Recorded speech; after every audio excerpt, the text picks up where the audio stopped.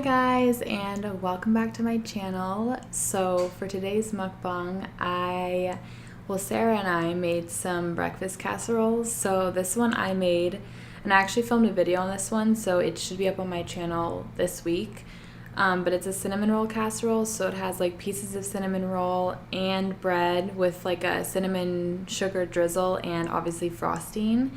This one is like a blueberry pancake casserole, so it's just like a baked pancake with blueberries on it. And then this one is an egg and sausage casserole, so I use vegetarian sausage, and it's scrambled eggs with cheese and then biscuits on top. So I'm excited, I'm hungry, and I'm just gonna start eating. This right here is a mix of butter and maple syrup, so I'm just gonna put that on this one.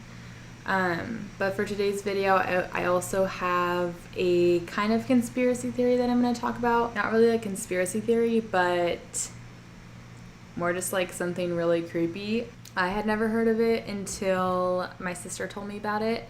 And I was actually going to talk about serial killers for my next kind of conspiracy video. But when my sister told me about this one, it was just way creepier. And so I couldn't stop researching it. So I was like, well, I should just talk about it in a video. So yes.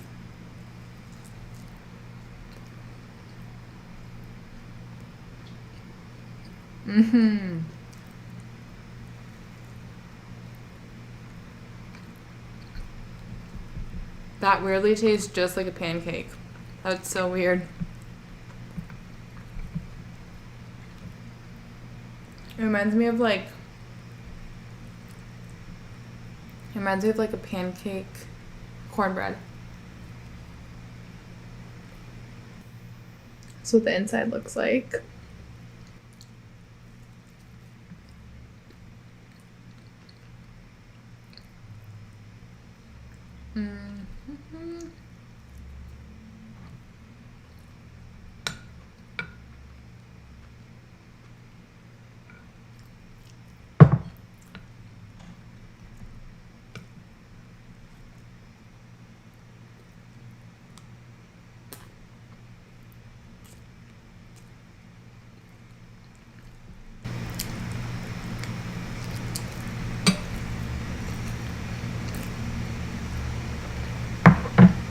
So I just turned this around so you guys can see what it looks like better.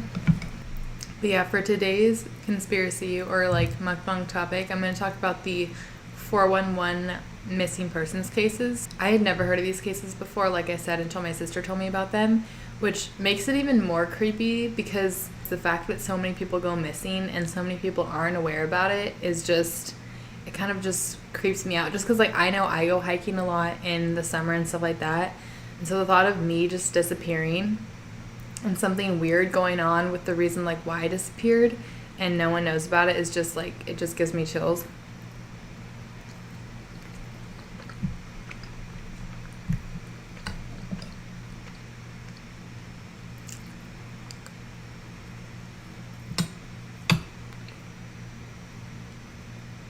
So the term missing 411 was coined by this guy named David Paulides, and he is the man who was responsible for researching all these cases. He's actually written, I believe, 6 books on these cases, and he initially became interested in these cases when he's a retired police officer, and he was on vacation, totally off duty, and these 2 park rangers who were the rangers of where he was staying approached him and asked him to look into missing persons cases that had been going on in the area, and they were too afraid of retaliation to appear in uniform, so they also asked that the national park that they worked for be kept secret and that their names be kept secret, just because they felt like the National Park Service was covering up these disappearances, or at least not looking into them far enough, and so they obviously didn't want to get fired or anything worse happen to them for speaking out against the National Park Service.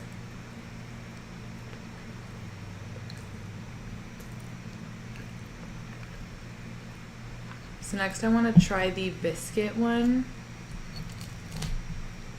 That has biscuits with eggs and cheese and little pieces of vegetarian sausage.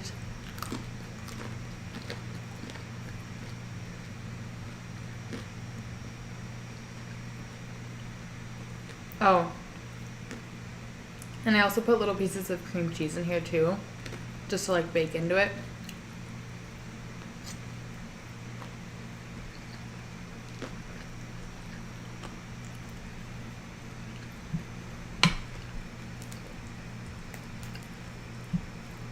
Oh my gosh. That is so good.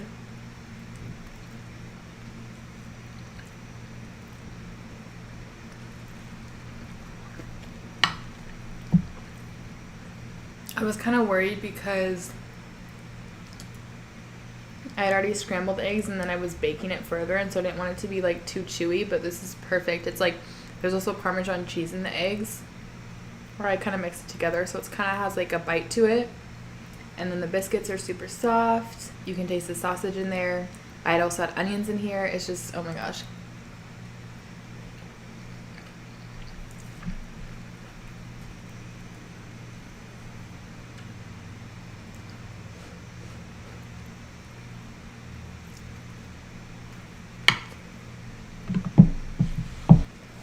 So I just flipped it around again so that it was easier for you guys to see. I like always keep eating from this side and then I like have to flip it around.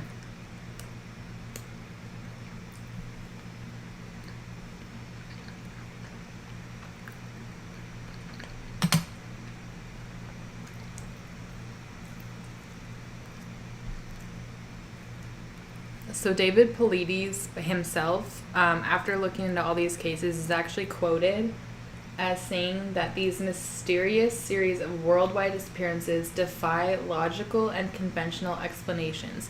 And he never offers a, I guess, theory as to why these people are disappearing. I think he's mostly just trying to bring light to it, because obviously something's going on. And so he wants to bring awareness to the fact that so many people, I believe it's like 1,600 people have gone missing, just totally missing in national parks with no explanation.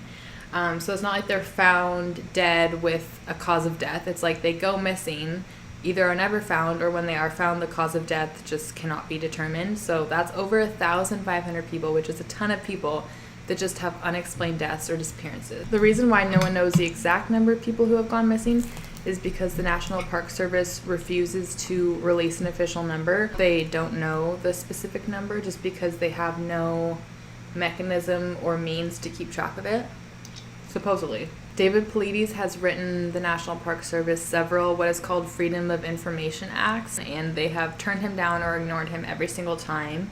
And when he has pushed even further, they've actually told him that for one park, to get the information on one park of how many people had gone missing, it would cost him $34,000. And when he asked what it would cost nationwide for like nationwide missing persons list, they said it would cost him $1.4 million.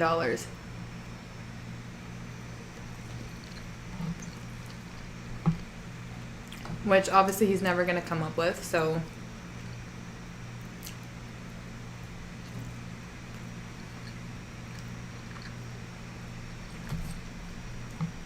because Paulides is an author, he actually wrote back again and asked for what's called an author's exemption, which would waive the fee, the $34,000 fee of getting the list of names.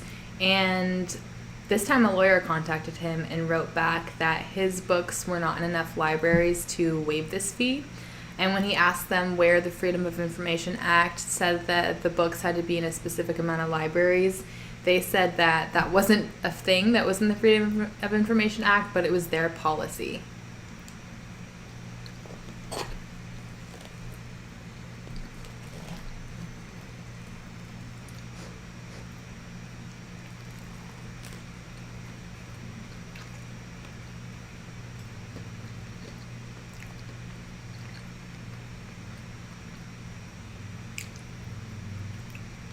And then, like I've kind of touched on, the reason why these cases are such a big deal is because there's so many things within them that just, or there's so many facts of the cases that are similar across the board with a majority of these cases and don't make sense. For example, oftentimes when victims are found, they are missing items of clothing. So sometimes they'll be missing their shoes or their socks, or their pants will be inside out, which, yes, sometimes victims of hypothermia do remove their clothes because they feel hot even though they're pretty much freezing to death. Sometimes it'll happen in areas where it's warm and they'll just be missing their shoes for no reason. And when they are missing their shoes, a lot of the times their feet will actually be perfectly clean, which wouldn't make sense if they had taken off their shoes and were walking around in the forest. When bodies of victims are found, they will also often be found in areas that are previously have been searched by the search party. And these search parties, it's not like a random people just searching like, oh, I hope I find this person. It's like they search grid by grid by grid, so they make sure they cover all the area. So the fact that bodies will be found in areas that are certainly previously searched is just freaky.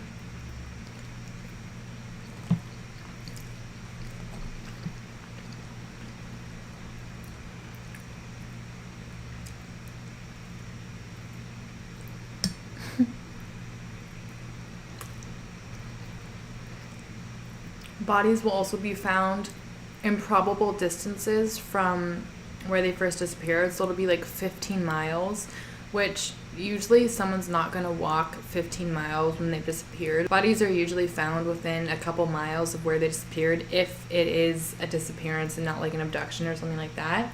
So the fact that bodies will be found like either improbable distances away or incredibly high up, so the person would have had to climb like 500 feet up a steep rock cliff and then be found there, which also doesn't make any sense.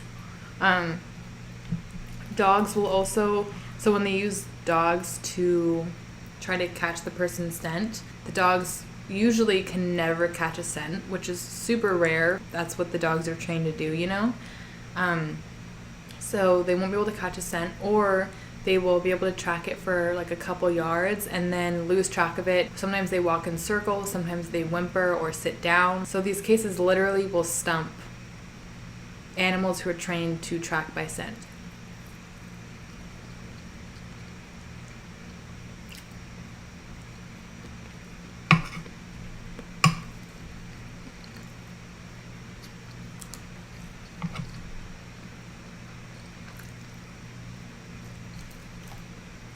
Another thing that's weird is that when these people are found alive, they can't remember or repeat what happened to them. Like, they just have no memory of it.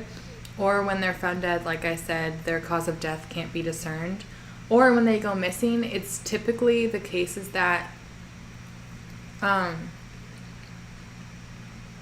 a single trace of them is ever recovered. So usually when someone disappears, there'll be clues left behind.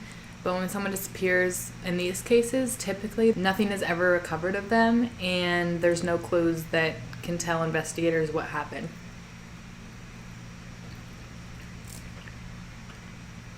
And so they're like, they just poof, and out of nowhere, they're just gone.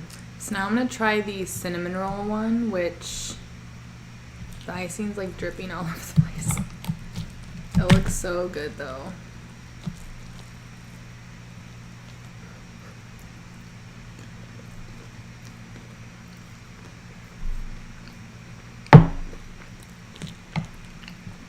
Oh, wow.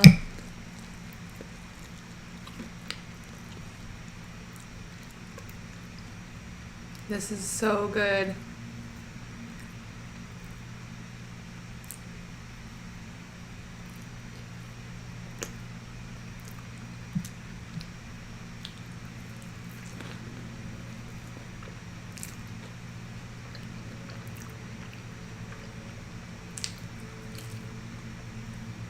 It's like, well, it's a French toast casserole, so it's literally like, I don't even know, like a more decadent cinnamon roll.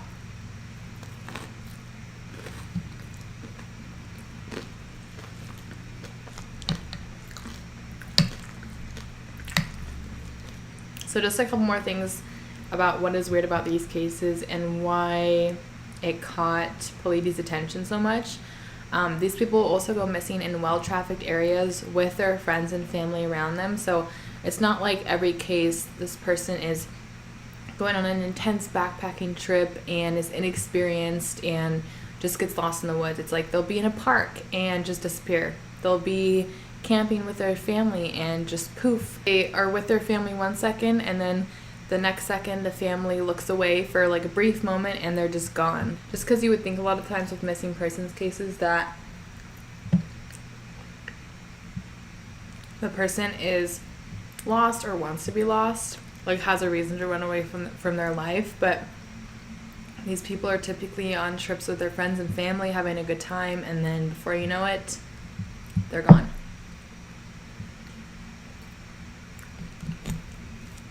And then other similarities with these cases are that usually the people are either incredibly intelligent, so they will have PhDs, be doctors, scientists, that kind of thing, or they're on the other end of the spectrum where they might have a learning disability such as autism or even a hearing disorder or something like that. So it's typically people on one side of the spectrum or the other. People oftentimes will go missing while picking berries. Yeah, a lot of the cases the person will have gone missing and they will have been picking berries with friends and family, which is also a weird place to go missing. I mean, you're not even hiking at that point. You're just literally in a field picking berries and all of a sudden you go missing.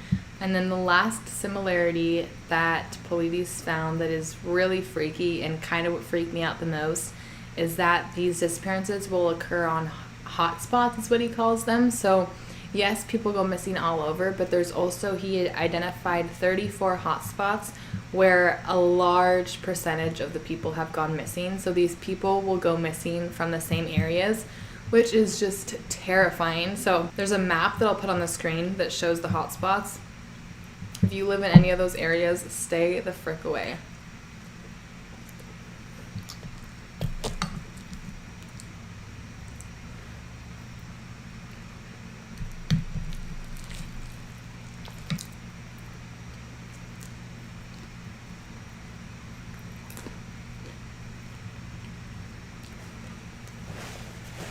So now I'm just going to go through 3 or 4 cases. There's literally tons of cases, but I've highlighted the ones that are the most freaky to me that I will repeat to you guys. But yeah, feel free to do your own research. There's a ton of cases out there that are just literally so freaky.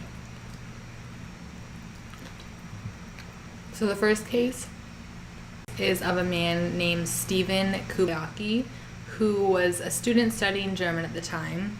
Incredibly intelligent. In February of 1978, Stephen went missing from the Lake Michigan area. He went missing before he was going on a ski trip, and when people realized that Stephen was missing and a search party went out to find him, they did find his ski poles, his skis, and footprints leading up into the snow that all of a sudden just stopped. It wasn't like the snow got messed up, like there was a struggle. It was literally like they just stopped in their track. So that's kind of freaky enough that he was going on a ski trip. His ski, his backpack, his ski poles are found. There's footprints in the snow, and then all of a sudden they just stop and there's just no other sign of him. But this is where it gets even freakier.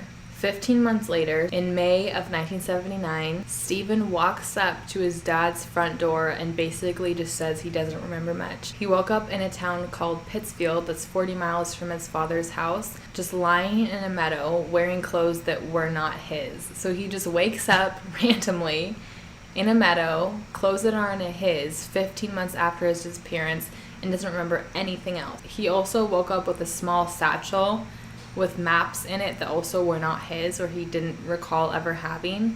And so while where he woke up was 40 miles from his father's house, where he woke up was also 700 miles from where he took his ski trip.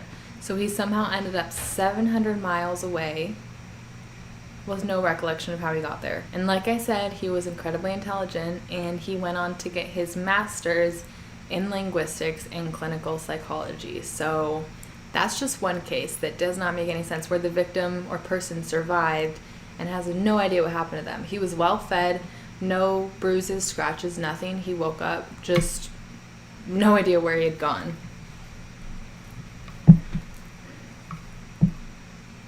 So the next case is of a boy who actually was never found. It was Father's Day weekend of 1969. and Dennis was in a field playing with his father and his brother when another family approached them and asked if their sons could play as well because they were around the same age as Dennis and his brother. So all the kids are playing a game where they hide in like random bushes and trees and then jump out and try to scare the parents. So when it's everyone's turn to jump out, everyone jumps out, but Dennis doesn't. Dennis was only 6 at the time, so he really couldn't have gone far. And this is one of the cases where the search starts almost immediately after they realize, or almost immediately after someone goes missing, and they still don't find any sign of them. So this occurred at the Smoky Mountain National Park near the Appalachian Trail. And so Dennis's father runs up the Appalachian Trail, yelling his name, trying to see if his son will answer, but he's nowhere to be found. They immediately call the park rangers. The park rangers come. They spend all night looking for him, and still they cannot find him. 2 things are really notable about this case to me. One is that the Green Berets were called in to help search for Dennis, which is really rare for a missing persons case. And when they were called in, they were reportedly dressed like they were ready for confrontation. Not only that, but they acted autonomously without conferring with the local law enforcement or anything like that. They went into the Appalachian Trail with their own agenda.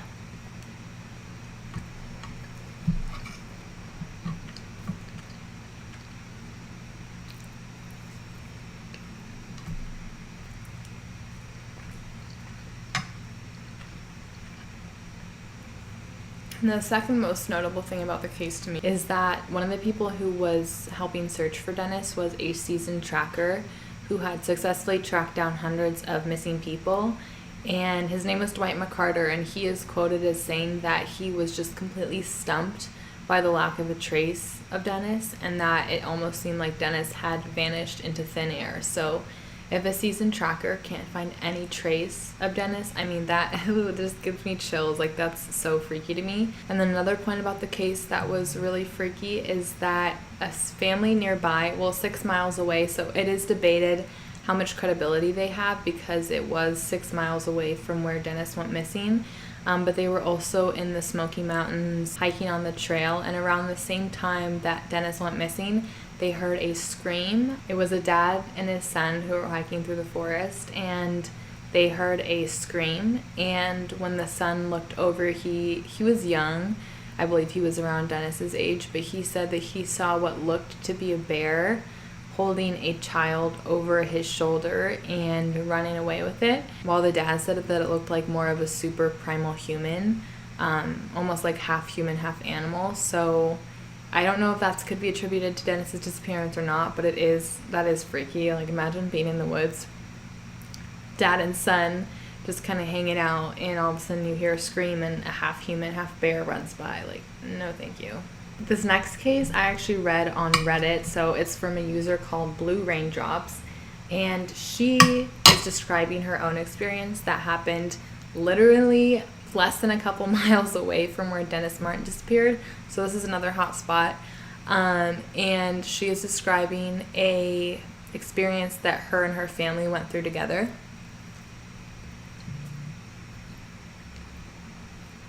So this woman and her husband went to this lookout called Klingman's Dome, and her children were ages 6 and 8. So it was more of like a fun family outing. I guess the trail to get to Klingman's Dome is pretty easy to hike.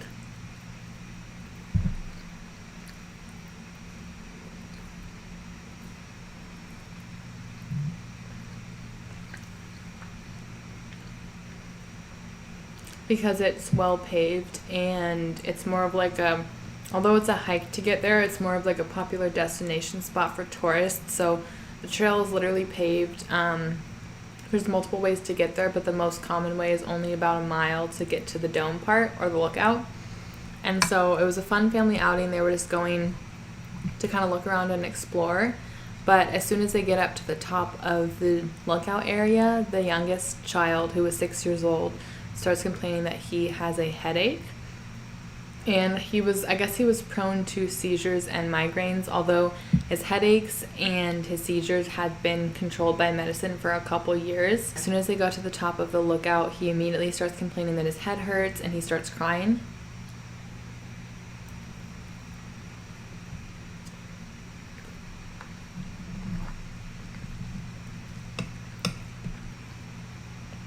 And so the family decides that it would be a good time to start heading back then.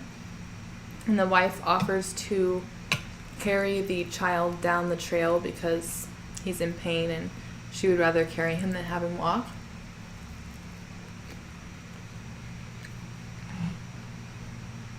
So she jokes that she's out of shape, so the dad and the son can go ahead and she'll meet them at the car whenever she can make it down the hill. So she starts carrying the child, and he's saying that it's getting worse. And so at this point, her arms are really tired. She's like, okay, well, let's just sit down on the side of the trail and wait for you to feel better so that you can walk down yourself, which would totally be me as a mom. I'd be like, I'm tired, like, you can walk down yourself.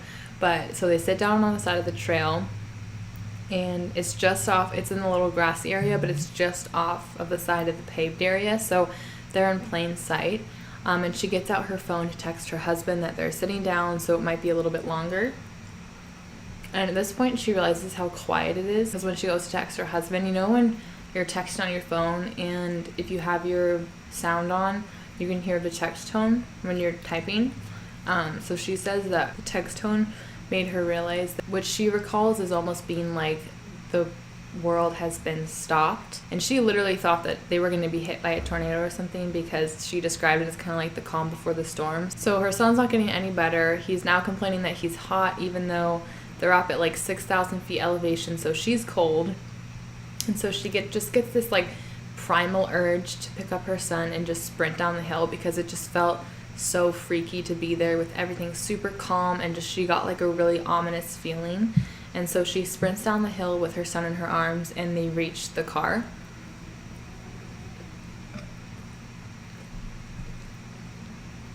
As soon as they get to the car, the kid stops crying, his headache is gone, he is just totally fine. But the other son and the dad are not there. And so her and the son are just waiting outside the car because the dad had the keys. And a couple minutes later, the dad and the other son come sprinting down the exact same trail that she had just been on with her kid, with looks of just sheer panic on their faces. And when the dad sees them, he starts screaming at her. He's like, "Where the hell were you? We were scared to death. Like, where did you go?" And she was like, "What do you mean? I just texted you. We sat down for a couple minutes. I texted you that we were sitting down because his head was still hurting."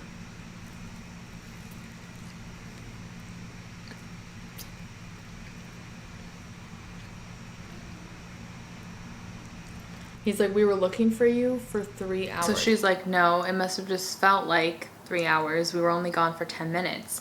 But she checks her phone for when she texted her husband that they were going to sit down, and literally 3.5 hours had passed, and that she did not recollect at all. Like, she thought that they had only been gone like 10 minutes, which just makes my bones chill, especially because I guess the son and the dad had ran up and down that trail looking for them for the past 3 hours, and they had apparently been sitting right on the edge. So I have no words. I just Let me just say, you will never find me going to that lookout. Nope. And then another case that I found that really freaked me out was the case of Lillian Carney, who she was actually found.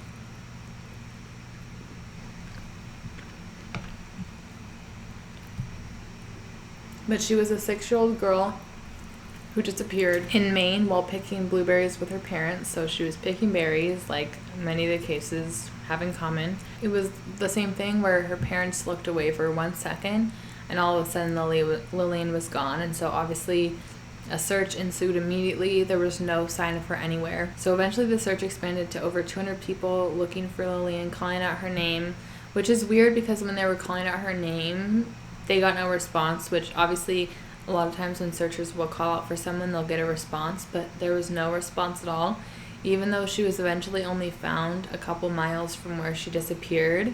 So the search had expanded that far, and she still didn't reply when anyone called out for her. When she was found, she was described as being in a trance-like state. When the people who found her asked what had happened, she said that she had been gone in a place where the sun had shone the whole time, which she was missing for 2 nights, 43 hours, and she was in the woods. So not only had it been dark twice since she had gone missing, but in the woods is not going to be super bright all the time, especially because this happened in 1897. There was not street lights anywhere or anything like that, so there was not like a mass amount of lights that could light up an area. So I don't know where she went, but she wasn't in the woods.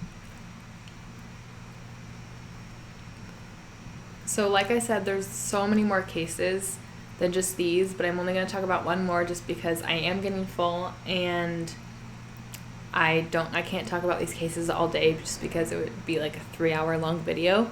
But the last case is of a boy named Bobby Bizup.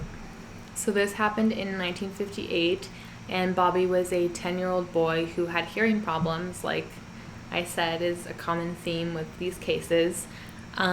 He had hearing problems, and he was at a summer camp, a Catholic summer camp.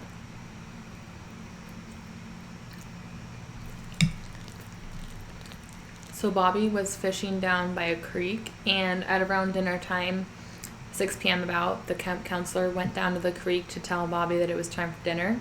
And so Bobby starts following him up to the cabin, and the camp counselor walks the whole way up there, kind of assuming that Bobby was behind him.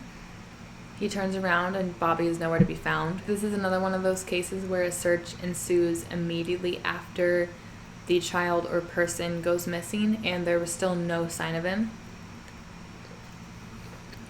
So the search for Bobby lasted 4 days, and searchers covered 300 square miles with absolutely no sign of Bobby at all. The search was also accompanied by Denver's Lowry Air Force Base, which was where Bobby's dad was stationed. So there was a lot of people and a lot of resources put into finding Bobby, and yet nobody found any clue to where he could be. It wasn't until almost a year later, in June of 1959, that Bobby was found.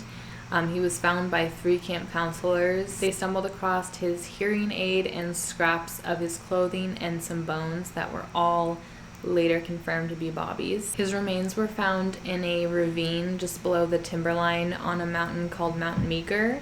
But this area had been included in the original search, and whoever searched that area did not see him at all. So the main question is, how did Bobby get up there? Because not only was the area previously searched, but when Bobby was last seen, he was heading downhill to dinner. Obviously probably pretty hungry from fishing all day. He was heading downhill to dinner, but was found 2.5 miles away from where he was last seen, and 2,500 feet up. I know when I go hiking in the summer, a lot of the hikes that'll be like, I don't even know, like 4 miles covering 3,000 feet elevation, I'm like dying. So the fact that it's 2.5 miles up and 2,500 feet high in elevation, like that's a trek. And so the fact that that's where he was found is just, that it just doesn't make sense. Like, why would he make his way up there, you know?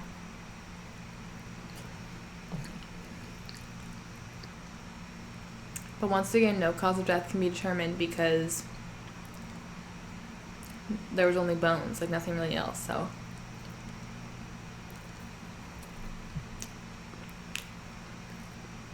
So yeah, like I said, Paulides never offers an explanation for what he thinks is happening in the woods and why people are disappearing. But there's 2 main theories that are circulating. One being that there's aliens who are capturing humans and trying to learn more about them, which is why humans who are really smart or impaired are often the ones who go missing, because they encompass both ends of the human spectrum. So that's what aliens are most interested in.